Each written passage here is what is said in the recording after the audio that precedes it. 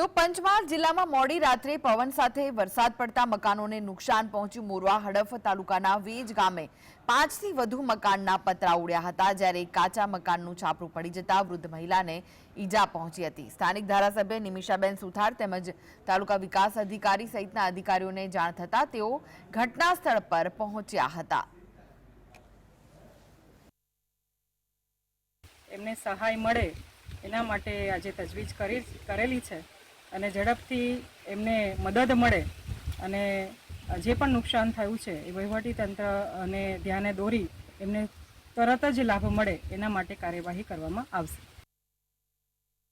રાત્રેના વાવાઝોડું આવ્યું હતું તો ઘર મારું પત્ર સાથે આખું ઉડી ગયું છે અને ઘરનો સામાન બધો પલળી ગયો છે અને ઘરને જલ્દીથી અમારું રિપેર થાય એવું સરકારશ્રીને નમ્ર વિનંતી છે। આમાં સ્થળ મુલાકાત કરતાં અમુક મકાનોના દિવાલો પડી ગઈ છે, અમુકના પતરા નરિયા બધું ઉખડી નીકળી ગયું છે અને એકાદ માજીને પણ નુકસાન થયું છે પગમાં વાગ્યું। એની માટે અમે PSC પર ફોન કરી અને હેલ્થની ટીમ બોલાવી છે અને તાત્કાલિક